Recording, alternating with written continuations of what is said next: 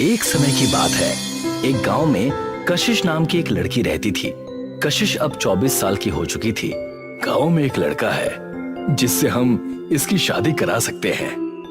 वो कौन जी? अमन राज जमींदार का बेटा है। वो सिर्फ सुंदर ही नहीं, उसके पास बुद्धि भी अच्छी है और वो खुद का व्यापार भी चलाता है, कपड़ों के रंगों का। हाँ वही। तब तो मेरी भी यहाँ है। कशिश ने अपनी रजामंदी दे दी।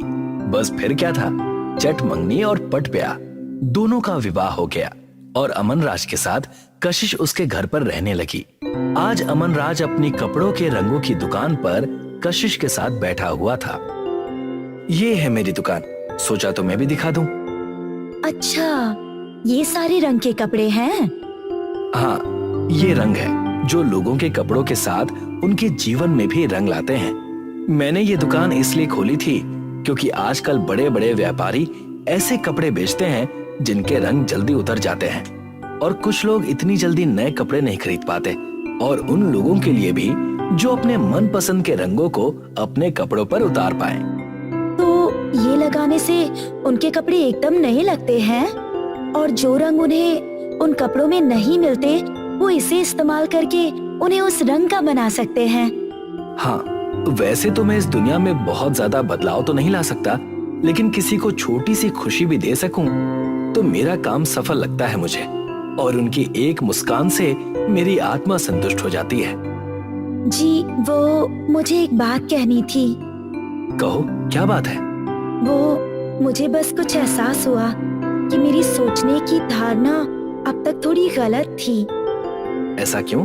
अभी जब आपकी बातें सुनी तो पता चला कि सिर्फ पैसा और सुंदरता ही सब कुछ नहीं होता। तुम भी ना, कोई बात नहीं, ये तो इंसान समय के साथ बढ़ते बढ़ते सीखता है। तुम्हें चिंता करने की कोई जरूरत नहीं है।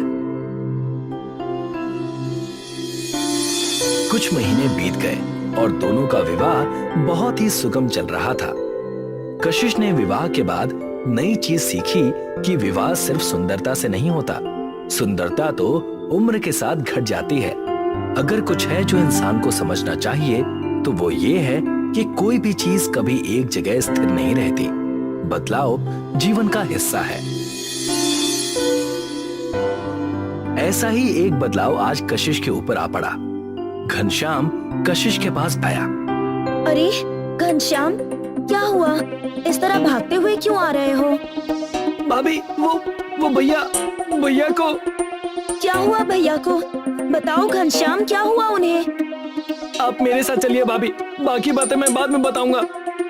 दोनों भागते दुकान के पास आते हैं और देखते हैं कि अमन राज दुकान के बाहर बेहोश पड़ा है।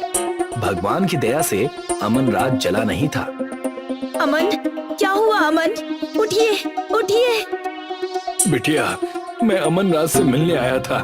पता नहीं अचानक क्या हुआ और दुकान में आग लग गई। अमन राज होश में आने लगता है। जी, आप ठीक तो है ना? कुछ बोलिए ना। कशिश। हाँ, मैं ही हूँ। मुझे कुछ दिखाई नहीं दे रहा। कशिश, मुझे कुछ दिखाई नहीं दे रहा। क्या? ये क्या हो गया बेटी? ये नई विपत्ति अमन राज और कशिश के ऊपर आ पड़ी थी। कुछ दिन बीते और अमन राज अपने कमरे में आराम कर रहा था और कशिश उससे बातें कर रही थी। कशिश, तुम्हें पता है, मैं माता को चढ़ाने के लिए कुछ दिन पहले ही एक गुलाब साड़ी लेकर आया था, एक व्यापारी से। अच्छा, आपने कहाँ रखी है? मैं चढ़ा दूंगी।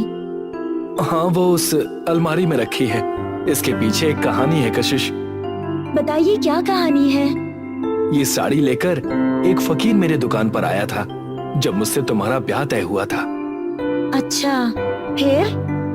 उस फकीर ने मुझसे कहा था कि जब मैं बिना आंखों के तुम्हें इस साड़ी में देखूंगा तो मेरे जीवन में असली सुख आएगा, और जो मंजिल मैं हासिल करने निकला था वो मेरी पत्नी करेगी। माफ करिएगा जी, आप बिना आंखों के कैसे देख पाएंगे मुझे इस साड़ी में? और अगर वो साड़ी माता को चढ़ा दी जाएगी तो उसे मैं कैसे पहनूंगी जी? और वैसे भी अब उस फकीर की बात सच नहीं हो पाएगी। चिंता ना करो, मैं अपनी मन की आंखों से तुम्हें देख लूंगा। उस फकीर ने कहा कि ये साड़ी मैं पहले देवी माँ को चढ़ाऊं, उसके बाद तुम इसे धारण करो। अच्छा, ऐसा करती हूँ। आज संध्या पूजन के समय अपनी कुल देवी जो कि नीम के पेड़ के पास स्थापित हैं, उन्हें ये चढ़ाऊंगी। ठीक है, तुम ऐसा ही करना। जी। कशिश ने अमन राज की बात सुनी और नीम के पेड़ के पास पूजा करने के बाद उस साड़ी को चढ़ा दिया और हाथ जोड़कर माता के सामने विनती करने लगी। आपसे मेरी एक विनती है। अभी आपको जो मैंने ये साड़ी चढ़ाई, तो मैंने सोचा कि आप ये साड़ी पहनकर कैसी दिखेंगी, और ये चाह मेरे मन से जा ही नहीं रही है। कृपा करके मुझे दर्शन दीजिए माँ। कशिश ने अपनी विनती बताई और वहाँ से घर लौट आई। रात का समय हो गया था और अमन राज को एक सपना आया। उस सपने में उसे नीम के पेड़ के पास कशिश दिखी जो गुलाबी साड़ी पहने हुई थी। वाह कशिश, तुम तो किसी देवी का अवतार लग रही हो इस साड़ी में। इतनी सुंदर तो स्वर्ग की अप्सराएं भी नहीं होती हैं। जी, ये गुलाबी रंग की साड़ी है।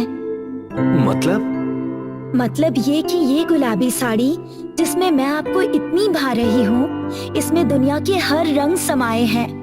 जो भी इस साड़ी को छूकर किसी रंग के बारे में सोचेगा तो उसे वो रंग प्राप्त हो जाएगा। बिल्कुल मेरे सपने की तरह, जहाँ मैं लोगों को उनके मन के रंग उनके कपड़ों में उतारते हुए देखना चाहता हूँ और उनके चेहरे पर उससे आई मुस्कान देखकर खुश होना चाहता हूँ। जी, ये साड़ी प्रसाद है और आपका कर्म फल भी। तभी अमन राज की नींद टूट जाती है और वो देखता है कि सुबह हो चुकी है। वो अपने कमरे से कशिश को आवाज लगाता है, कशिश, कशिश, यहाँ आओ जल्दी। क्या बात है जी, क्या हुआ? कुछ हुआ नहीं, बस बहुत ही शुभ सपना देखा है मैंने। अच्छा, आपने तो डरा ही दिया था। कहिए, क्या देखा आपने? मैंने देखा कि तुम नीम के पेड़ के पास गुलाबी साड़ी पहने खड़ी हो और तुम बहुत ही सुंदर लग रही थी। अद्भुत, दिव्य, जितना कहा जाए उतना कम है। अजी, मैंने कल ही मनोकामना मांगी थी माता से कि वो मुझे बताए कि अगर वो उस साड़ी को धारण करे तो वो कैसी दिखेंगी। तब तो सही जगह दर्शन दिए हैं उन्होंने। उस इंसान के पास जो परख कर बता सके कि साड़ी में माता रानी कितनी सुंदर लगती हैं। सही कहा आपने। और क्या कहा उन्होंने? अमन राज कशिश को पूरी बात बताता है और कशिश इसे सुनकर कहती है, क्या ये तो उस फकीर की बात सच हो गई। आपने मुझे बिना आंखों के ही देख लिया और साथ ही साथ माता ने जो आशीर्वाद दिया है उस हिसाब से आपकी मंजिल भी अब दूर नहीं है।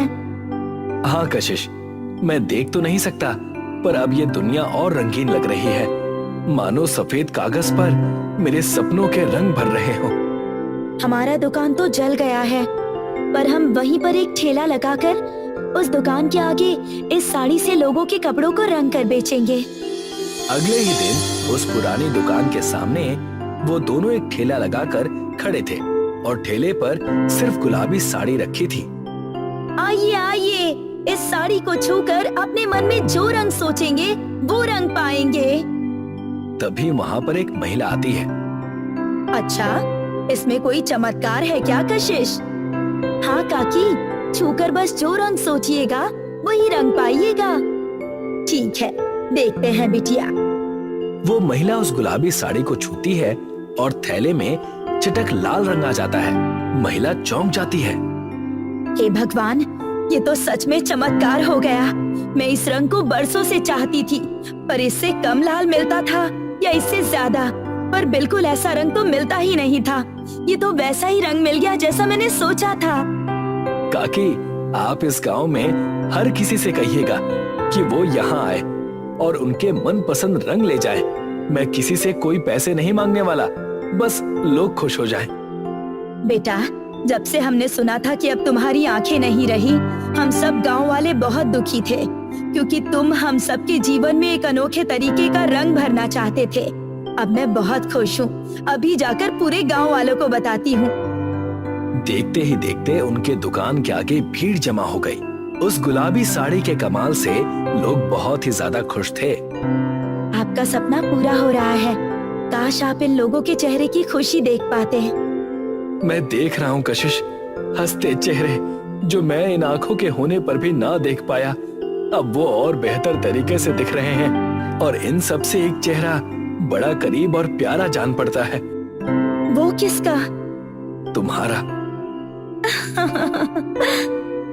दो व्यक्तियों का प्रेम सिर्फ सुंदरता और पैसों में नहीं, बल्कि एक दूसरे के सपने साकार करने में होता है।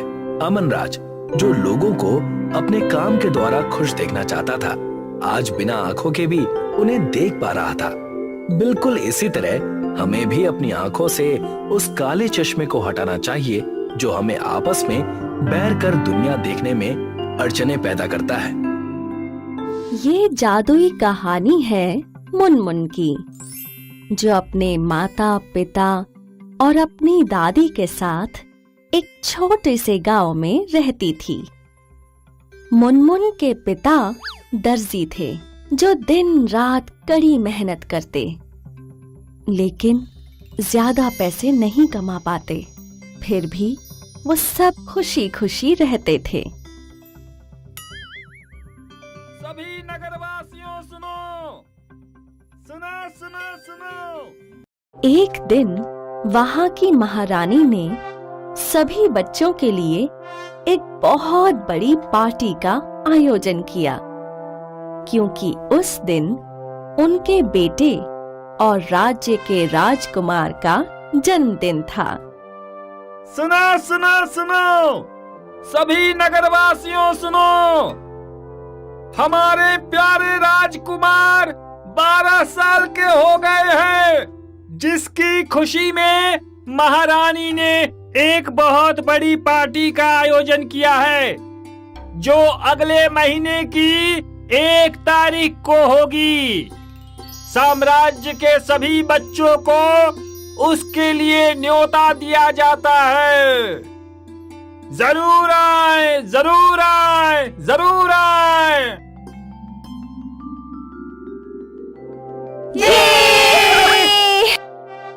महल के अंदर पार्टी, इससे बढ़िया और क्या हो सकता है। ये पार्टी हमारी जिंदगी की सबसे खास पार्टी होगी। तुम क्या पहनोगी? मेरे पापा ने मुझे एक सुनहरा गाउन खरीदवाया है, मैं तो वही पहनूंगी। और मैं अपना सुंदर सा लाल गाउन पहनूंगी। तुम क्या पहनोगी मुनमुन?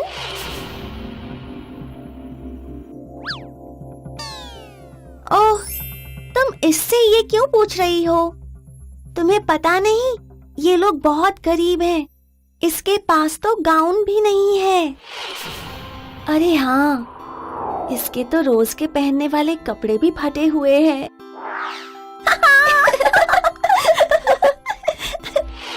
क्या हुआ मुनमुन? तुम इतनी उदास क्यों हो? हाँ, तुम इतनी उदास क्यों हो मुनमुन? इस पार्टी में बहुत मजा आएगा। तुम्हारा मन नहीं है क्या? नहीं नहीं, तुम्हें जरूर जाना चाहिए। तुम महारानी के न्योते को मना नहीं कर सकती। लेकिन कैसे पापा? मेरे सभी दोस्त अच्छे अच्छे कपड़े पहनकर तैयार होंगे, लेकिन मैं क्या पहनूंगी? हाँ, ये तो मैंने सोचा ही नहीं, और इसमें तो वैसे भी पैसे बहुत लगते हैं। खैर, उस दिन पूरी रात मुनमुन बहुत उदास रही। उसके परिवार वाले भी उसे खुश नहीं कर पाए। लेकिन जैसे ही सुबह हुई, वो सुबह सुबह बाहर गांव में खेलने निकल गई, जैसा कि वो हर रोज करती थी। मुनमुन में एक बहुत खास बात थी। उसे पेड़, पक्षी, पौधे और जानवर बहुत पसंद थे। वो इन सब से इतना प्यार करती थी कि वो एक दिन भी उनके बगैर नहीं रह सकती थी। वो रोज सुबह खेलने निकल जाती और पूरे दिन पेड़, पक्षी और जानवरों से बात करती थी। ओह मेरे दोस्तों, तुम मुझे बहुत बहुत खुशी देते हो। मुझे लगता है मुझे ओक ट्री की ठंडी छांव में जाकर बैठना चाहिए।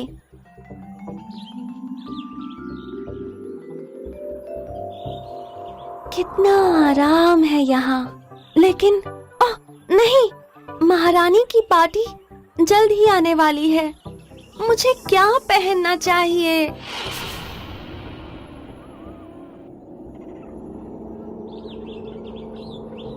ये नहीं हो सकता।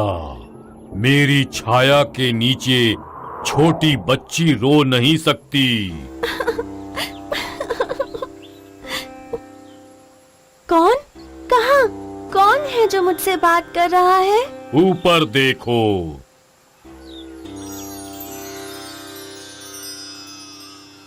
पेड़, क्या ये तुम हो? तुम बात कैसे कर सकते हो?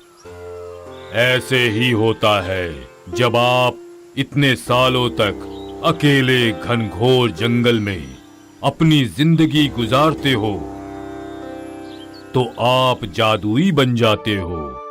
अब तुम बताओ, तुम मेरी छाया में बैठकर रो क्यों रही हो? ओह, कोई बात नहीं। मैं तुम्हें परेशान नहीं करना चाहती। चलो भी बच्चे, बताओ मुझे, मेरे पास पूरे दिन अकेले इस जंगल में बैठने के अलावा और काम ही क्या है? शुरू हो जाओ। एक बढ़िया कहानी सुनाओगी तो मजा आ जाएगा। फिर शायद, क्या पता, मैं अपनी जादुई शक्तियों से तुम्हारी कुछ मदद कर सकूं। ओह पेड़, मैं तुम्हें क्या बताऊं?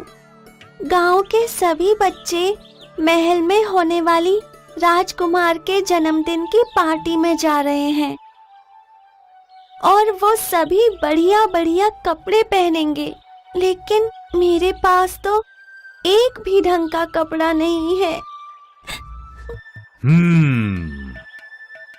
तो क्या तुम मुझे एक अच्छा गाउन दे सकते हो? शायद तुम्हारी जादुई शक्तियाँ काम आ जाए। सच में बच्चे, तुम्हें क्या लगता है कि तुम सिंड्रेला हो और मैं कोई पंपकिन फेरी? नहीं, मैं इस तरह का जादू नहीं कर सकता। ओह, कोई बात नहीं। खैर, अब मुझे घर चलना चाहिए। रुको बच्चे, मैं ऐसा जादू तो नहीं कर सकता जो फेरी गॉड मदर कर सकती है, लेकिन मैं तुम्हें कुछ बता सकता। ये पूरा जंगल ही अपने आप में जादुई है। क्या तुम्हें महसूस नहीं हो रहा? तुम हर रोज आती हो। यहाँ की हर चीज, ये पेड़ पौधे और ये पक्षी और जानवर, इन सब में अपने किस्म का जादू है। और अगर तुम अच्छे से मदद मांगोगी तो ये सब मिलकर तुम्हारी मदद जरूर करेंगे। क्या ऐसा हो सकता है? बिल्कुल। सब बच्चों के पास बढ़िया बढ़िया कपड़े हो सकते हैं, लेकिन तुम्हारे पास एक खूबसूरत दिल है, और एक यही चीज है जो सबसे ज्यादा जरूरी है। अब जाओ यहाँ से, मेरे सोने का वक्त हो गया है।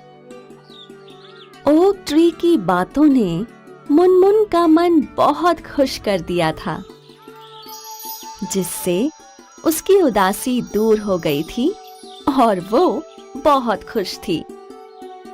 वो पेड़, पक्षी और जानवरों से बहुत प्यार करती थी, और जब उसने अपनी परेशानी के बारे में उन्हें बताया, प्यारी मुनमुन, तुम हमेशा से मुझे बहुत प्यार देती आई हो।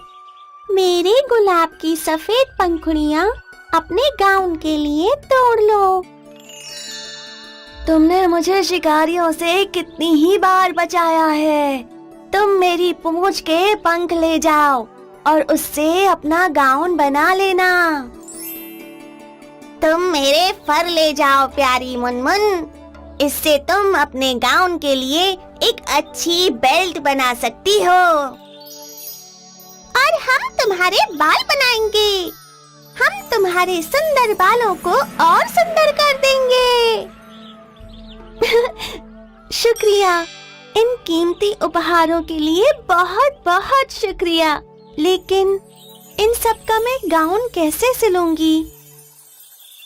ये सब अपने पापा के पास लेकर जाओ।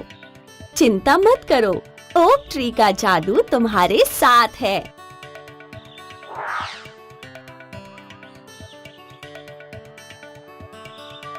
ये सब क्या है? पापा, ये सब उपहार मुझे जंगल के पेड़ पौधे पक्षी और जानवरों ने दिए हैं। क्या आप इनसे मेरे लिए एक गाउन बना सकते हैं? लेकिन कैसे? पापा, आप शुरू तो कीजिए।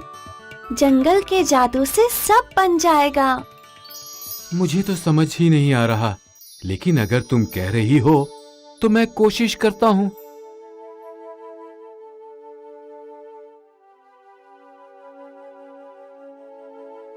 खैर, ये गुलाब की पंखुड़ियां तो जादुई हैं। इनको तो बड़ी आसानी से सिला जा सकता है। हाँ, मैं कुछ तो कर ही सकता हूँ। मुझे कुछ दिन का वक्त दो बेटा मुनमुन। मुझे लगता है मैं इससे कुछ न कुछ कमाल का जरूर बना पाऊंगा। और इस तरह मुनमुन के पापा ने अगले 3 दिन तक कड़ी मेहनत की। जब भी उन्हें किसी चीज की कमी होती तो मुनमुन जंगल में भाग कर जाती और अपने दोस्तों से मांग कर ले आती। अगले 3 दिनों में गाउन बनकर तैयार था। वही रात पार्टी की रात थी और मुनमुन तैयार हो रही थी। ओह पापा, ये तो बहुत अच्छा है। क्या अब मैं इसे पहन सकती हूँ? हाँ बिल्कुल मुनमुन, चलो आओ, मैं तुम्हें पहनाती हूँ।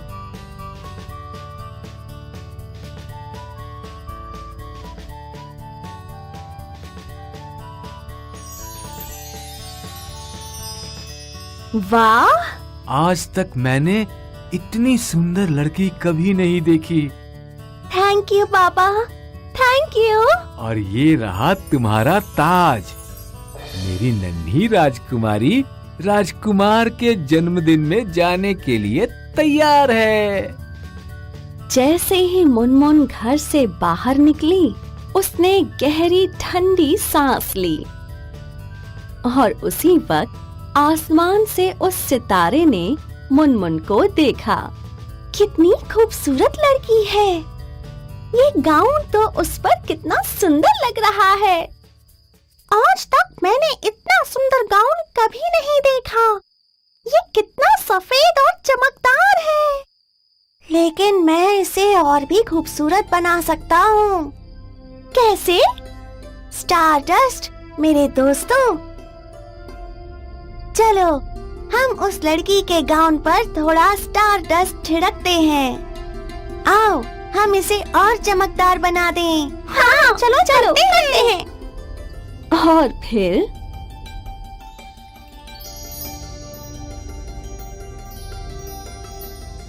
जब मुनमुन पार्टी में पहुंची, ओह ये लड़की कौन है? कौन वो? हे भगवान, ये तो मुनमुन है।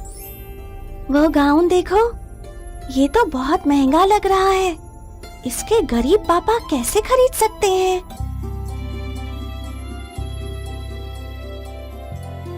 मम्मी, वो कौन है? मुझे नहीं पता बेटा, लेकिन ये जरूर तय है कि वो इस पार्टी का सबसे चमकता सितारा है। क्या मैं उसे अपना केक काटते वक्त साथ में खड़ा होने के लिए पूछ सकता हूँ? हाँ बिल्कुल बेटा। सिपाही, उस लड़की को ऊपर तक लेकर आओ। प्यारी बच्ची, क्या तुम राजकुमार के साथ खड़ी हो सकती हो जब वो केक काटेंगे? जी बिल्कुल महारानी। और इस तरह से ये रात मुनमुन की जिंदगी की सबसे सुंदर रात बन गई। जब राजकुमार केक काट रहा था, तो वो उसके बिल्कुल साथ खड़ी थी। तो अगर आपका दिल साफ है तो आपकी जिंदगी में कोई ना कोई जादू जरूर होगा, जैसा कि हमारी प्यारी सी मुनमुन के साथ हुआ। राजपुर गांव के लोग बहुत ही मेहनती हैं। एक समय पर ये गांव बंजर जमीन हुआ करता था और यहाँ के लोगों ने उस बंजर जमीन को खोद कर यहाँ पर खेती करना शुरू किया और उनकी मेहनत से ही इस गांव में जीवन संभव हो पाया है। मैं सोच रहा था कि हमारे गांव का कुछ विकास होना चाहिए ताकि गांव को जीवन जीने के लिए और भी सुख सुविधाएं मिले। हाँ, तुम ठीक कह रहे हो भाई, पर ये होगा कैसे? और कैसे? जाकर हमें सरकार से इस बारे में बात करनी पड़ेगी। तुम भी कैसी बातें कर रहे हो भाई? आज तक क्या सरकार ने हमारे गांव के लिए कुछ किया है भला, जो अब कुछ करेगी? हाँ, बात तो तुमने ठीक कही है, पर हमें एक बार कोशिश तो करनी ही चाहिए। तो ऐसा करो, तुम ही जाकर बात कराओ। अगर बात बन गई तो बहुत अच्छी बात, और नहीं बनी तो इससे अच्छी और बात कोई हो ही नहीं सकती। तुम्हारी बात तो मेरी समझ में ही नहीं आई भाई, पर मैं जाकर देखता हूँ, क्या पता सरकार को मेरी बात समझ में आ जाए। नंदू वहाँ से सीधे सरकारी विभाग की तरफ जाता है। पूरा दिन पैदल चलने के बाद शाम तक वो सरकारी दफ्तर में पहुँच जाता है और वहाँ जाकर देखता है कि दफ्तर से सभी लोग जा चुके हैं और वहाँ का चपरासी दफ्तर को ताला लगा रहा है। कौन हो भाई तुम, और इस समय कहाँ जा रहे हो? मैं नंदू हूँ, राजपुर गांव से, और अपने गांव के विकास के बारे में बात करने के लिए यहाँ आया हूँ। अभी तो ऑफिस बंद हो गया है, ऐसा करो तुम कल आ जाओ। ठीक है, मैं कल आता हूँ।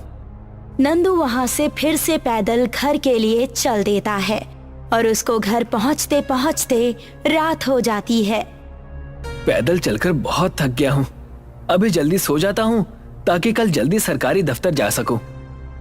नंदू सुबह का बासी खाना खाकर सो जाता है, पर वो आज बहुत थका हुआ है, इसीलिए सुबह को उसकी नींद देर से खुलती है। वो बाहर आकर देखता है कि सूरज तो सिर पर चढ़ आया है। ये मुझे आज क्या हो गया, आँख ही नहीं खुली। जल्दी से दफ्तर के लिए निकल जाता हूँ, नहीं तो आज फिर से देर हो जाएगी। नंदू बिना खाना खाए ही सरकारी दफ्तर के लिए निकल पड़ता है।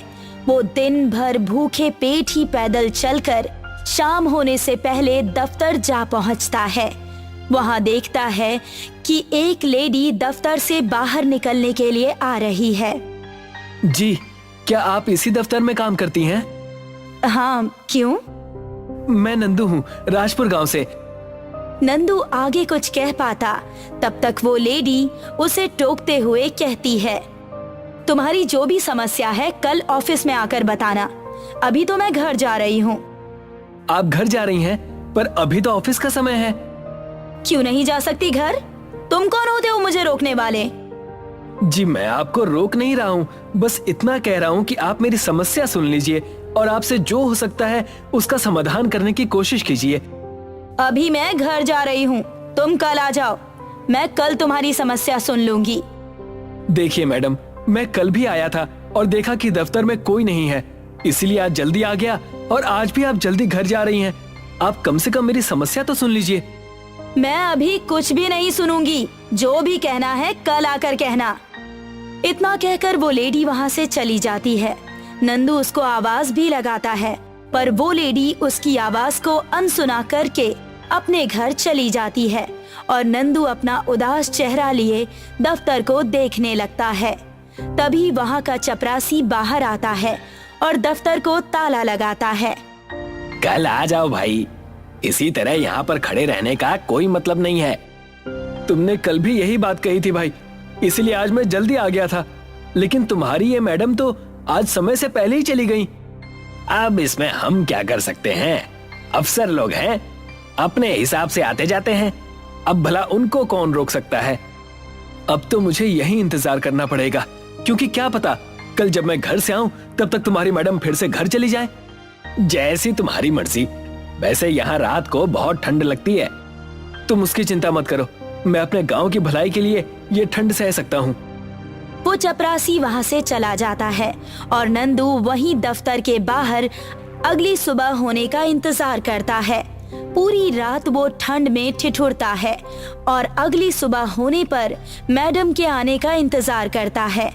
आधा दिन बीत जाने के बाद मैडम दफ्तर में आती हैं। नंदू उनके पास जाता है और अपनी समस्या बताता है।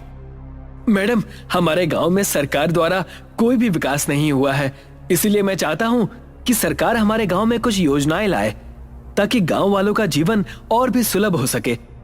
तुम्हारे गांव में खेती तो होती है ना? जी हाँ, हमने खुद ही खेत बनाए हैं, हाथों से खोद कर। जब खेती होती है तो इससे ज्यादा और क्या चाहिए तुम लोगों को? खेतों में अनाज बो और उसे काटो। फिलहाल हमारे पास तुम्हारे गांव के लिए कोई भी योजना नहीं है। नंदू उनसे बहुत रिक्वेस्ट करता है पर वो उसकी बात का कोई जवाब नहीं देती और नंदू को मन में निराशा भरकर वहां से खाली हाथ अपने गांव वापस लौटना पड़ता है, जहां पर नमकू उसको देखकर समझ जाता है कि क्या बात है। तुम्हारे उदास चेहरे ने सब कुछ बता दिया है, पर तुम चिंता मत करो, हम सब मिलकर कुछ न कुछ उपाय जरूर निकाल लेंगे। अब सभी गांव वाले एक पंचायत बिठाते हैं और वहां पर फैसला लेते हैं कि अब इस गांव को पर्यटन के हिसाब से बनाना पड़ेगा। इसीलिए सभी गांव वाले मिलकर गांव में तरह तरह के फूलों के पौधे लगाते हैं। अब देखना, लोग हमारे गांव में घूमने के लिए आएंगे। चारों तरफ पहाड़ हैं और झरने हैं, साथ ही फूल लगाकर हमने अपने गांव की सुंदरता को और भी बढ़ा दिया है। कुछ दिनों में वहाँ कुछ अंग्रेज घूमने के लिए आते हैं और उनको गांव बहुत पसंद आता है। शाम को घूमने के बाद वो गांव वालों से चाय और नमकीन मांगते हैं। बेटा, चाय तो हम लोग हर दिन पीते हैं, पर ये नमकीन आज तक नहीं पी। अरे आंटी, ये नमकीन पीने के लिए नहीं, खाने के लिए होती है। इसको चाय के साथ खाते हैं। खाते होंगे बेटा तुम्हारे देश में, हमारे यहाँ तो सिर्फ चाय ही पी जाती है। नहीं आंटी, नमकीन सिर्फ हमारे देश में ही नहीं बल्कि भारत में भी खाई जाती है। मुझे तो नहीं पता बेटी, मैं तो आज पहली बार तुम्हारे मुंह से सुन रही हूँ। आंटी, हम लोगों को चाय के साथ नमकीन खाने की आदत है, बिना नमकीन के हम लोग चाय नहीं पीते हैं। तुम कह रही हो तो सच ही होगा, पर बेटा मेरे पास नमकीन तो नहीं है। ठीक है आंटी, आपने बड़े प्यार से चाय बनाई है, इसलिए हम सभी इस बार बिना नमकीन के ही चाय पी लेते हैं, पर अगली बार से आप चाय के साथ नमकीन भी दीजिएगा, नहीं तो कोई भी आपकी चाय नहीं पिएगा। ठीक है बेटा, मैं किसी को शहर भेजकर नमकीन मंगवा लूंगी। सभी अंग्रेज बिना नमकीन के ही चाय पी रहे थे। थोड़ी चाय पीने के बाद उनको बिना नमकीन की चाय पसंद नहीं आती और वो सभी चाय फेंक देते हैं। ये देखकर बूढ़ी अम्मा को बुरा लगता है। अंग्रेज बूढ़ी अम्मा को उनकी चाय का पैसा देते हैं और वहाँ से चले जाते हैं। तब अम्मा नमकू को आवाज लगाती है, नमकू, अरे बेटा नमकू, जल्दी यहाँ आ जा। बूढ़ी अम्मा के बुलाने पर नमकू अम्मा के पास आता है। हाँ माँ, बताओ कैसी चल रही है आपकी चाय की दुकान? दुकान तो ठीक चल रही है बेटा, पर ये अंग्रेज लोग कहते हैं कि उनको चाय के साथ नमकीन भी चाहिए खाने के लिए, नहीं तो वो चाय भी नहीं पिएंगे। अब तू ही बता, मैं कहाँ से लाऊंगी नमकीन? नमकीन तो अम्मा बाजार में मिलेगी, पर वो बहुत महंगी है। ठीक है बेटा, ये ले, कुछ पैसे जमा किए हैं मैंने, तू बाजार से नमकीन लेकर आ जा। नमकू अम्मा से पैसे लेता है और बाजार के लिए निकल पड़ता है। दिन भर पैदल चलने के बाद नमकू शाम तक बाजार पहुंचता है और उसको वापस आते आते रात हो जाती है। वो बाजार से आधी रात में नमकीन लेकर घर आता है। रात बहुत हो गई है, अम्मा सो गई होंगी। कल सुबह जाकर ये नमकीन अम्मा को दे आऊंगा। नमकू सो जाता है और सुबह होने पर अम्मा के पास जाकर नमकीन अम्मा को देता है। ये लो अम्मा, तुम्हारी नमकीन। अम्मा नमकीन की पुड़िया अपने हाथों में पकड़ती है। ये क्या है नमकू, ये तो थोड़ी सी है। क्या तू और तेरे घर वाले रात को मेरी नमकीन खा गए? नहीं अम्मा, ये तुम कैसी बातें कर रही हो? मैं भला तुम्हारी नमकीन क्यों खाऊंगा? तुमने जो पैसे दिए मैं उन पूरे पैसों के ले आया। तो क्या उतने पैसों में इतनी ही नमकीन मिलती है? हाँ अम्मा, नमकीन का दाम बहुत ज्यादा है। तुम जितने की एक हफ्ते में चाय बेचती हो, उतने पैसे में तो सिर्फ 2 लोगों को एक बार चाय के साथ खाने के लिए नमकीन आएगी। तो क्या मुझे अपनी चाय की दुकान बंद करनी पड़ेगी? नहीं अम्मा, मैं कुछ उपाय निकालता हूँ, क्योंकि ये समस्या सभी गांव वालों के लिए है जिनकी चाय की दुकान है। गांव में फिर से एक पंचायत बैठती है और सभी लोग इस निर्णय पे पहुंचते हैं कि जैसे गांव में बाकी चीजों की खेती की जाती है, उसी तरह से गांव में नमकीन की भी खेती की जाए। हाँ, ये सही बात है। हम लोग आज से नमकीन की भी खेती करेंगे। अब इस बार सभी लोग अपने अपने जमा किए हुए पैसों से बाजार से नमकीन खरीद कर ले आते हैं और उसको अपने अपने खेतों में बो देते हैं। पर उनके खेतों में नमकीन नहीं उगती। ये देखकर सभी लोग बहुत निराश हो जाते हैं। तुम लोग निराश क्यों हो रहे हो? भूल गए जब इस गांव में कुछ भी नहीं था, तब हम लोगों ने अपने हाथों से खोद कर यहाँ खेत बनाए थे और एक एक खेत को बनाने में हमको महीनों लग जाते थे। नहीं अम्मा, हम लोग कुछ नहीं भूले हैं। और जब खेतों में नमकीन उग ही नहीं रहे हैं, तो हम इसमें क्या कर सकते हैं? ठीक है, मैं इस समस्या के समाधान के लिए गुरुजी के पास जाऊंगी। मैं एक गुरुजी को जानती हूँ, वो अवश्य ही हमारी मदद करेंगे। अम्मा वहाँ से सीधे गुरुजी के पास जाती है, जो कि पहाड़ के ऊपर एक गुफा में साधना कर रहे थे। अम्मा उनको अपनी समस्या बताती हैं, जिस पर गुरुजी उनको एक उपाय बताते हैं और अम्मा उस उपाय को लेकर गांव में आ जाती है। गुरुजी ने एक कलश के बारे में बताया है, जो कि एक गांव से दूर जंगल में एक बड़े झरने के नीचे रखा हुआ है। उस झरने से अगर हम लोग वो कलश ले आए तो हम नमकीन की खेती कर सकते हैं। पर अम्मा, उस कलश का नमकीन की खेती करने से क्या मतलब? उस कलश में अरब सागर का नमकीन पानी भरा हुआ है।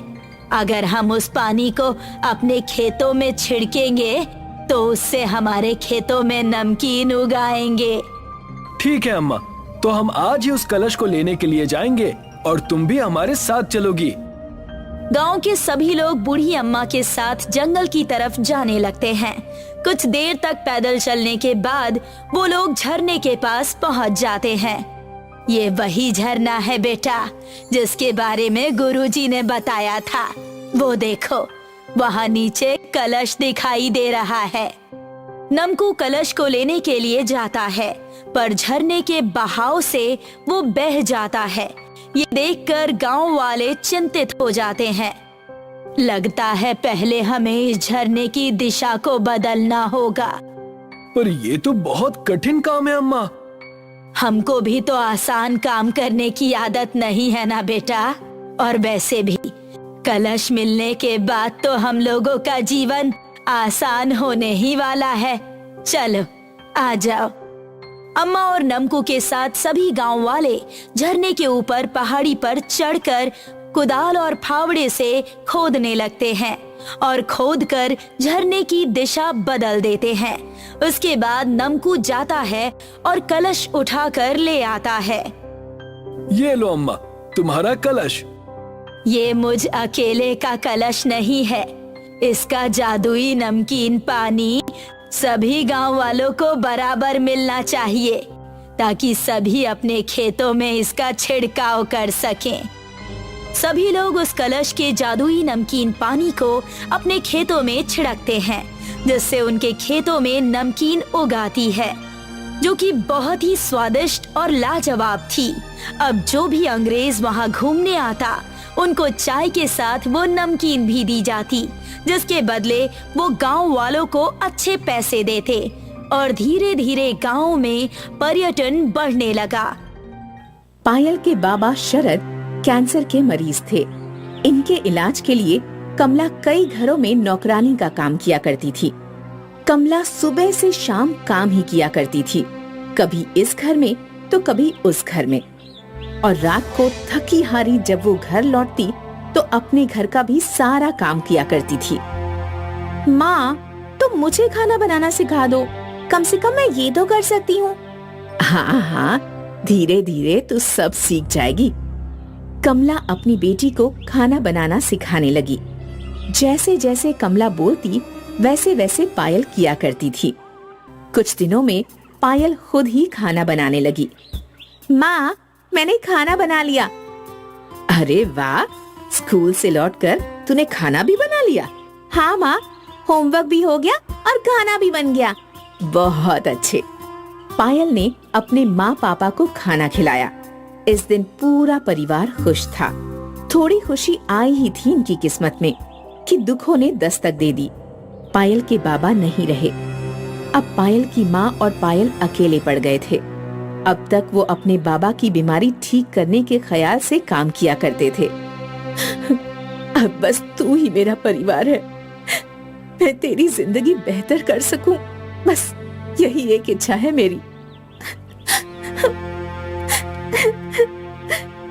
कुछ समय बाद दोनों इस दुख से उबर गए।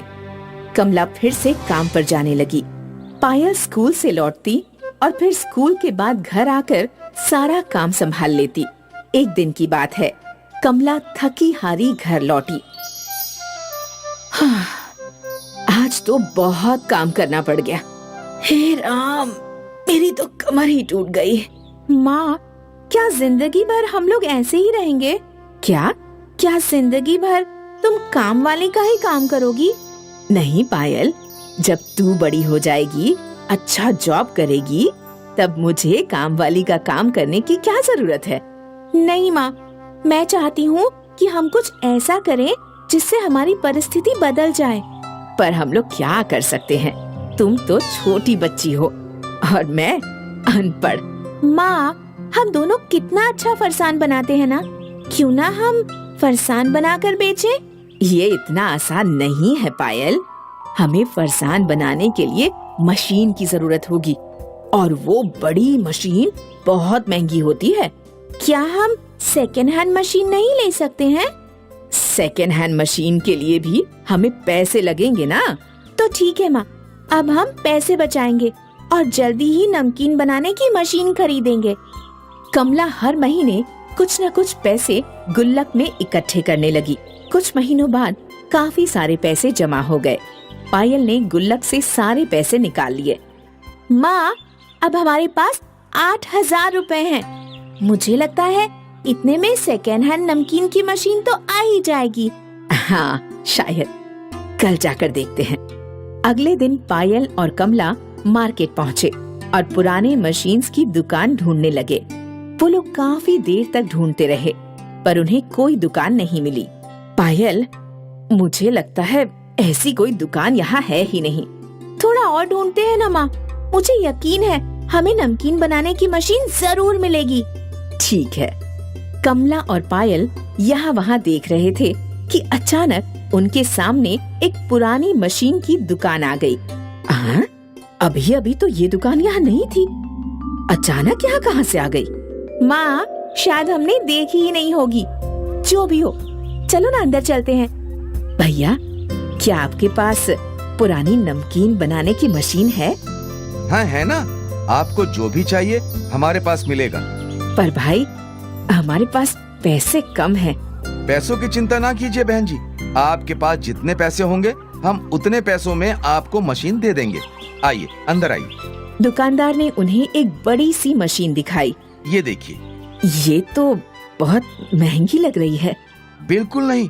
आपके पास कितने पैसे हैं? 8,000 रुपए। तो बस ये मशीन आपकी हुई। सच्ची? बिल्कुल। कमला और पायल मशीन लेकर घर आए और नमकीन बनाना शुरू कर दिया। कुछ घंटों तक वो दोनों मेहनत करते रहे। अब सो जा पायल, तुम्हें कल स्कूल भी जाना है ना, बाकी कल करते हैं। ठीक है माँ। कमला और पायल दोनों सो गए और अचानक आधी रात को वो मशीन अपने आप चलने लगी। उस मशीन ने बहुत सारे अलग अलग फरसान के पैकेट्स बना दिए। जब कमला और पायल सुबह उठे तो सारा घर फरसान के पैकेट से भरा हुआ था। माँ, क्या तुमने रात में ये सब किया? नहीं, मुझे लगा कि तुमने किया होगा। वो दोनों हैरान थे कि आखिर ये फरसान के पैकेट बनाए किसने, पर जो भी था उनकी मदद ही कर रहा था। अगली रात उन दोनों ने फिर से ढेर सारा नमकीन बनाने की तैयारी की और सो गए। इस रात भी मशीन अपने आप नमकीन बनाने लगी और पैक करने लगी, पर इस रात मशीन की आवाज से पायल की नींद खुल गई। पापा! पायल देखकर चौंक गई कि उसके बाबा की आत्मा नमकीन बना रही थी। कमला भी उठ गई। कमला और पायल दोनों की आंखों में आंसू थे। तो वो आप थे जो हमारी मदद कर रहे थे। मैं जीते जी तो तुम दोनों पर बोझ बना रहा, अब मरने के बाद तुम दोनों की मदद करना चाहता हूँ। पर पापा, आप हमें क्यों छोड़ के चले गए? मैं कहीं नहीं गया बेटा, मैं यहीं तेरे साथ हूँ और हमेशा तेरे साथ ही रहूंगा। जादुई नमकीन की मशीन मिलने के बाद उनकी जिंदगी बदल गई। उन्होंने अपनी खुद की दुकान खोल ली और अब कमला काम वाली का काम नहीं करती थी। शायद इसलिए कहते हैं, माँ बाप अपने बच्चों से हद से ज्यादा प्यार करते हैं, इतना कि मरने के बाद भी उनका भला ही सोचते हैं। गुंजनपुर गांव में रवि नाम का एक नाई था। वह बहुत ही चालाक था। वो लोगों को अपनी बातों में उलझाकर उनकी कटिंग के मुंह मांगे पैसे लेता था। लोग भी उसकी मीठी मीठी बातों में उलझ जाते थे। एक दिन रवि अपने एक कस्टमर की कटिंग कर रहा था। तभी गांव की एक लड़की निशा वहां से निकल रही थी। तभी वो रवि को इस तरह लोगों को बेवकूफ बनाते देख मन में सोचने लगी, ये रवि नाई तो कितना ठगी है, गांव के लोगों को कैसे ठग रहा है। कुछ तो करना पड़ेगा इसका, वरना लोगों को ऐसे ही लूटता रहेगा। रवि नाई के बारे में सोचती सोचती निशा घर पहुंच जाती है। निशा के परिवार में वो और उसके पिता ही थे। निशा जैसे ही घर के अंदर दाखिल होती है, निशा के पिताजी सुदेश निशा को देखकर पूछते हैं, क्या हुआ बेटा, तुम इतनी परेशान क्यों लग रही हो? सब ठीक तो है? कुछ नहीं पिताजी, बस यूं ही। मैं कुछ सोच रही थी। क्या सोच रही हो, बताओ। क्यों ना मैं हमारे गांव में खुद का सैलून डाल लूं? पर बेटा, गांव में रवि का सैलून है और वो बहुत पुराना है और सभी गांव वाले उसी के पास आते हैं। हाँ पिताजी, मुझे पता है, पर वो एक नंबर का ठगी है। सिर्फ लोगों के पैसे लूटता है और कुछ नहीं। मुझे उसको सबक सिखाना है। पर बेटा, वो तो बहुत पुराना है और गांव वाले उस पर यकीन करते हैं। पुराना है पर मेरी तरह टैलेंटेड नहीं। उसकी कटिंग में कोई खास बात नहीं है। हाँ, ये तो तुम सही कह रही हो, पर अब तुम क्या करोगी? अब मैं खुद का सैलून खोलूंगी, यूनिक क्लासिक हेयर सैलून। और उस सैलून के लिए जगह? उसका इंतजाम मैं कर लूंगी पिताजी, आप चिंता न करें। आप बस सैलून खोलने की तैयारी कीजिए। अच्छा ठीक है बेटा। दूसरे दिन निशा तैयार होकर सुबह सुबह गांव के गज्जू काका के घर पहुंच जाती है। गज्जू काका बरामदे में बैठे अखबार पढ़ रहे होते हैं। निशा अंदर जाती है। गज्जू काका निशा को देखकर कहते हैं, अरे निशा बेटा, आओ आओ, बैठो बेटा। निशा गज्जू काका के सामने खाट पर जाकर बैठ जाती है। गज्जू काका निशा की ओर देखकर कहते हैं, बेटा, आज हमारे घर कैसे आना हुआ? कोई परेशानी तो नहीं? नहीं नहीं काका, ऐसा कुछ नहीं है काका, बस थोड़ा काम था आपसे। बोलो बेटा। काका, मुझे आपकी बाजार के बीच वाली दुकान किराए पर चाहिए थी। अरे बेटा, किराए की क्या बात, दुकान तुम्हारी ही है, पर ऐसे अचानक कुछ नया शुरू कर रही हो? हाँ काका, मैं गांव में एक नया हेयर सैलून शुरू करना चाहती हूँ। पर बेटा, गांव में तो पहले से ही एक हेयर सैलून है, रवि का, और गांव के सारे बूढ़े से लेकर बच्चे जवान सब वहीं जाते हैं हेयर कटिंग करवाने। हाँ काका, मुझे पता है, पर वो एक नंबर का ठगी है। और वैसे भी पिताजी की तबीयत की वजह से मुझे गांव ही रहना पड़ेगा और मैं हेयर कटिंग में स्पेशलिस्ट हूँ, इसीलिए मैं इसी काम को आगे बढ़ाना चाहती हूँ। ठीक है बेटा, जैसी तुम्हारी इच्छा।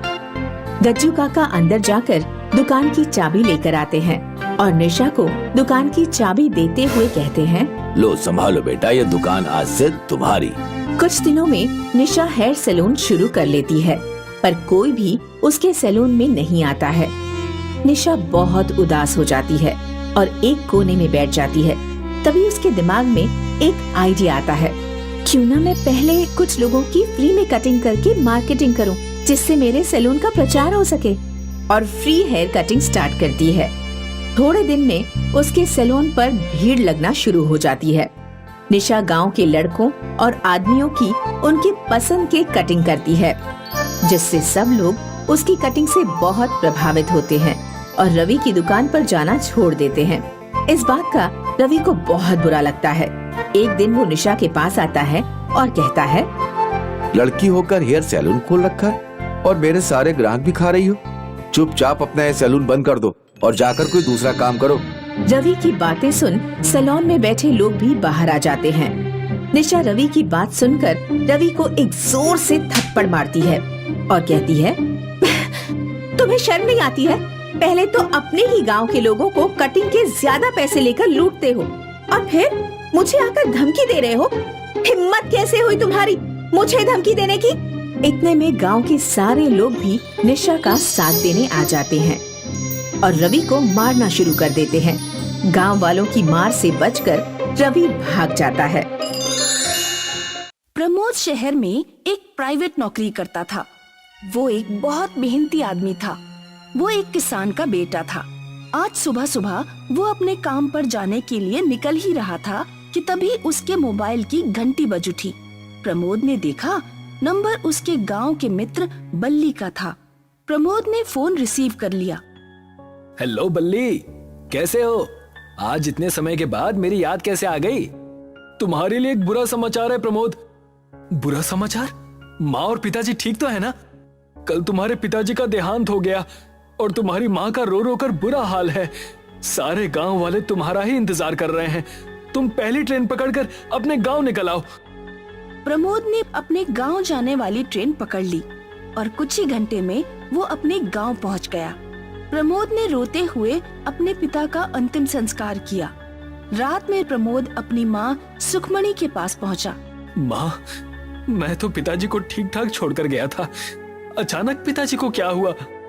तेरे पिताजी कुछ दिन पहले बिल्कुल ठीक ठाक थे प्रमोद, लेकिन पिछले कुछ दिनों से वो बहुत चिंतित रहने लगे थे। लेकिन क्यों माँ? क्योंकि ठाकुर वीरेंद्र प्रताप के आदमी लगातार उनसे वसूली कर रहे थे और तेरे पिताजी के पास इतने पैसे नहीं थे कि वो उन्हें दे सके। मेरी समझ में नहीं आता माँ कि आखिर ठाकुर वीरेंद्र प्रताप के आदमी पिताजी से किस रकम के लिए वसूली कर रहे थे। हमने तो उनका कर्जा काफी सालों पहले चुका दिया था। बेटा, बहुत साल पहले जब तू काफी छोटा था, तेरे पिताजी ने ठाकुर वीरेंद्र प्रताप से कुछ रकम उधार ली थी, मगर वो उस रकम का ब्याज आज तक नहीं चुका पाए। पिछले 6 महीने से उन्होंने ब्याज की रकम नहीं चुकाई थी। इस वजह से उनके ऊपर बहुत अधिक कर्जा हो गया था। बेचारे इसी चिंता में चल बसे। ये सरासर अन्याय है माँ। मैं चुप नहीं बैठूंगा। मेरे पिताजी ने बचपन में ठाकुर से छोटा कर्ज क्या ले लिया? उसने ब्याज के बदले हमारी सारी खुशियां हमसे छीन ली। लेकिन हम कर भी क्या सकते हैं प्रमोद? ठाकुर वीरेंद्र प्रताप बहुत बड़ा व्यक्ति है। उसकी शहर में अच्छे नेताओं से जान पहचान है। मत भूलो कि वो यहाँ का जमींदार है। तभी ठाकुर वीरेंद्र प्रताप के 2 गुंडे जग्गू और बिल्लू प्रमोद के घर के अंदर घुस आए। ये क्या बदतमीजी है? बदतमीजी नहीं प्रमोद, ये हमारा अधिकार है। जग्गू भाई सही बोल रहे हैं। क्या तुम्हें इतना भी नहीं पता कि हम दोनों ठाकुर वीरेंद्र प्रताप सिंह के आदमी हैं और हमें ये पूरा अधिकार है कि हम जब चाहें, दिन हो या रात, किसी के भी घर में घुस सकते हैं। दुनिया बहुत बदल गई है जग्गू और बिल्लू। हम दोनों तुम्हारा ये भाषण सुनने नहीं आए हैं। तुम्हें इसी वक्त ठाकुर वीरेंद्र प्रताप सिंह ने अपने हवेली बुलाया है।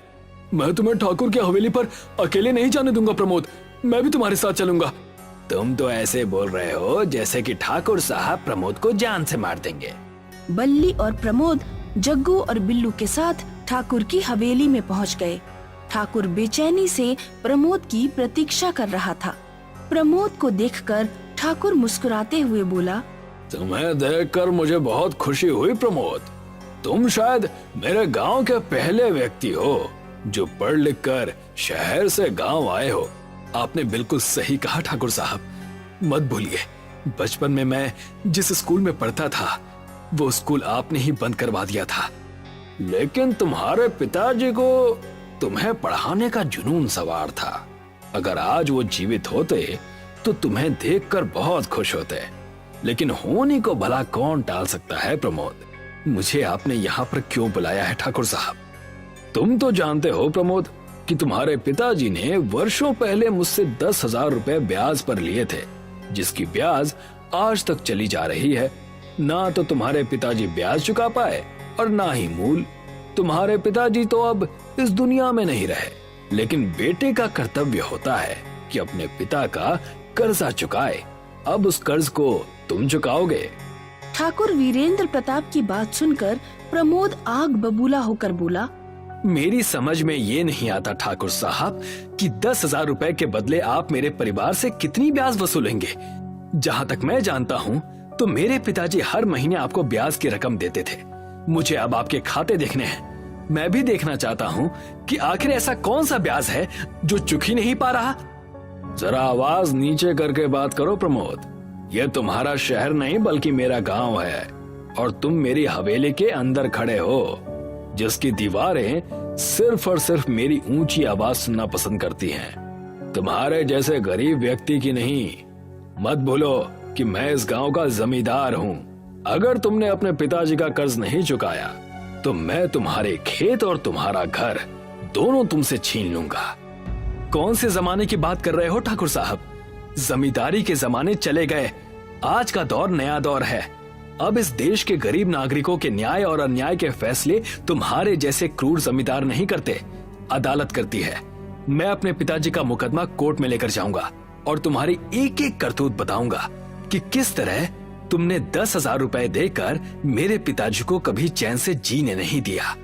तो तुम अपने पिताजी का कर्ज नहीं चुकाओगे किसी कीमत पर नहीं ठाकुर साहब। आपको जो करना है कर लीजिए। हम दोनों की मुलाकात अब कोर्ट में होगी। इतना कहकर प्रमोद बल्ली के साथ क्रोधित होकर वहाँ से चला गया। प्रमोद के जाते ही बिल्लू ठाकुर से बोला, ये आपके आने वाले समय के लिए अच्छे संकेत नहीं है ठाकुर साहब। मुझे तो लगता है ये छोरा मुसीबत बनकर आया है। तुम बिल्कुल सही कह रहे हो बिल्लू। ये तो बिल्कुल शिक्षित व्यक्तियों जैसी बातें कर रहा है। अगर ये शिक्षा की बीमारी हमारे गांव में फैल गई तो मैं तो सड़क पर आ जाऊंगा। तो फिर इस छोरे का जल्दी से कुछ करिए ठाकुर साहब, वरना इसने अपने जैसे और व्यक्तियों को शिक्षित करना शुरू कर दिया तो फिर आपकी ये जमींदारी जो आपके पुरखों से चली आ रही है, जिसे अंग्रेज और भारत सरकार भी खत्म नहीं कर पाए, ये मामूली सा छोरा खत्म कर देगा। इतना आसान नहीं है बिल्लू। ये बेवकूफ इतना भी नहीं समझता कि ठाकुर वीरेंद्र प्रताप कच्चा खिलाड़ी नहीं है। अगर ये अपने पिता की रकम नहीं चुकाएगा तो इसके घर के कागज अभी भी मेरी तिजोरी में पड़े हैं। मैं इसे बेघर कर दूंगा। अगले दिन प्रमोद अपने खेत में चला गया और वहाँ उसकी प्रेमिका आरती पहुँच गई। प्रमोद आरती से बचपन से प्यार करता था। आखिर मुझे तुमसे विवाह करने के लिए और कितना इंतजार करना होगा प्रमोद? आरती, इस बार मैं अपने पिताजी से तुम्हारे बारे में बात करने ही वाला था, लेकिन पिताजी अब इस दुनिया में नहीं रहे। लेकिन कुछ दिन बाद मैं माँ को तुम्हारे और अपने बारे में बता दूंगा और तुमसे विवाह कर लूंगा। विवाह करने के बाद भी तुम शहर अकेले जाओगे या मुझे और माँ जी को साथ लेकर जाओगे? नहीं आरती, मैंने फैसला कर लिया है। अब मैं गांव में ही रहूंगा। मेरा गांव बरसों से उस ठाकुर का गुलाम बना हुआ है और मैं ठाकुर की गुलामी से अपने गांव वालों को आजाद करवाऊंगा। ये इतना आसान नहीं है प्रमोद। इतना मुश्किल भी नहीं है आरती। मैं अच्छी तरह से जानता हूँ कि मेरे गांव में शिक्षा की कमी है। जिस दिन मेरे गांव का हर एक नागरिक शिक्षा को प्राथमिकता देने लगेगा, उस दिन ठाकुर की दुकान बंद हो जाएगी। प्रमोद उस दिन के बाद अपने गांव में अपने खेत में हल चलाने लगा। वो दिन भर मेहनत करता और शाम को हर घर जाकर बच्चों और बुजुर्गों को शिक्षा की तरह तरह की बातें बताता। गांव के लोगों के मन से अब ठाकुर का भय दिन प्रतिदिन समाप्त होता जा रहा था। ठाकुर इसी बात को लेकर बहुत चिंतित रहने लगा। गांव वाले अब ठाकुर की कोई बात नहीं मानते थे। मगर कुछ सालों बाद गांव में भयंकर सूखा पड़ा। सूखा पड़ने से गांव की उपजाऊ भूमि बंजर हो गई और पानी की व्यवस्था का इंतजाम ठाकुर के हाथों में था। भूख से परेशान होकर सभी गांव वाले प्रमोद को बुरा भला बोलने लगे। तभी प्रमोद का दोस्त बल्ली सारे गांव वालों से बोला, तुम सब लोगों को शर्म आनी चाहिए। प्रमोद ने तुम सबका कितना साथ दिया और आज जरा सी विपत्ति क्या आ गई, तुम सबने प्रमोद को खलनायक बना दिया। ये हमारी सबसे बड़ी भूल थी बल्ली कि हम प्रमोद की बातों में आ गए। अरे प्रमोद तो पढ़ा लिखा है, उसका क्या है, वो तो अपनी माँ को लेकर शहर चला जाएगा। भूखे तो हम सब मरेंगे ना। इससे अच्छी तो ठाकुर की गुलामी थी। अब हम किस मुंह से ठाकुर के पास पानी के लिए जाएं? तुम सब लोगों को प्रमोद पर भरोसा करना चाहिए। मत भूलो कि प्रमोद के आने से पहले वो ठाकुर तुम सब पर कितना जुल्म करता था। गांव वालों, अभी भी वक्त है। हम सब ठाकुर के पास चलते हैं और अपने किए की उससे क्षमा मांगते हैं। सिर्फ ठाकुर ही है जो हमारे खेतों में पानी मुहैया करा सकता है। और वो कैसे? मत भूलो बल्ली कि गांव से कुछ दूरी पर एक नदी भी बहती है जो दूसरी नदियों से जुड़ती है। वो संपत्ति ठाकुर के हिस्से में आती है। ठाकुर उस नदी के जरिए हमारे खेतों में पानी छोड़ सकता है और वो हमें बीज लाने के लिए कुछ धन भी दे सकता है। मगर वो उसके बदले कितना भारी ब्याज वसूलेगा, क्या इसका तुम्हें जरा भी अंदाजा है? इस वक्त तो हम सबको अपने पेट भरने की पड़ी हुई है। यहाँ पर कोई फिल्म नहीं चल रही बल्ली, ये हकीकत है और हकीकत में ऐसा ही होता है। गांव के सभी लोग ठाकुर की हवेली में गए। ठाकुर उसी पल का तो इंतजार कर रहा था। ठाकुर एक सादे स्टैम्प पेपर पर सारे गांव वालों के अंगूठे लेकर बोला, तुम सब निश्चिंत होकर अपने अपने घर जा सकते हो। कल मैं तुम्हारे घर पर आकर पैसे दे जाऊंगा और आज रात ही अपनी नदी का पानी गांव की ओर छोड़ दूंगा। ये क्या ठाकुर साहब, आपने तो इन गांव वालों से कुछ भी नहीं कहा। कल मैं सबको उनके घरों से धक्के देकर बाहर निकाल दूंगा। उसके बाद वो सब अपने खेतों की जमीन मेरे नाम करने पर मजबूर हो जाएंगे। वो तो आप अब भी कर सकते थे। आपने सादा स्टैम्प पेपर पर अंगूठे के निशान तो ले लिए हैं ना सबके। तुम अभी कृषि कानून के बारे में नहीं जानते। मैंने बहुत सोच समझकर चाल चली है। अब मुझे सारे गांव की जमीन चाहिए। अगले दिन ठाकुर ने सभी गांव वालों के घरों से उन्हें धक्के देकर बाहर निकाल दिया और उनके घरों में ताले लगा दिए। सभी गांव वाले अपने घरों से निकल गए। प्रमोद से गांव वालों की ये दुर्दशा देखी नहीं गई। बेचारा प्रमोद जंगल में अपने गांव वालों की तकलीफ में आंसू बहाने लगा कि तभी उसके कानों में एक साधु की आवाज टकराई। तुम क्यों रो रहे हो बेटा? मेरे गांव वासी बहुत तकलीफ में हैं बाबा। मैं अपने गांव को तकलीफ में नहीं देख सकता। ठाकुर ने उन सबके घर छीन लिए और अब वो उन सभी गांव वालों को घर के बदले उनके खेत जबरदस्ती अपने नाम करवाने के लिए धमका रहा है। इस दुनिया में तुम्हारे जैसे इंसान बहुत कम हैं बेटा, जो अपने दिल में दूसरों के लिए दर्द रखते हैं। इतना कहकर उस साधु ने एक बड़ी सी झोली निकालकर प्रमोद को पकड़ा दी। तुम एक मेहनती व्यक्ति हो। मेहनत करके अपनी बंजर जमीन पर इन बीजों को बो देना। समस्या का समाधान तुम्हें मिल जाएगा। लेकिन बाबा। तभी साधु वहाँ से गायब हो गया। प्रमोद हैरानी से इधर उधर देखने लगा। उसकी समझ में आ गया था कि वो जरूर कोई मायावी साधु था जो उसकी मदद करने के लिए वहाँ पर आया था।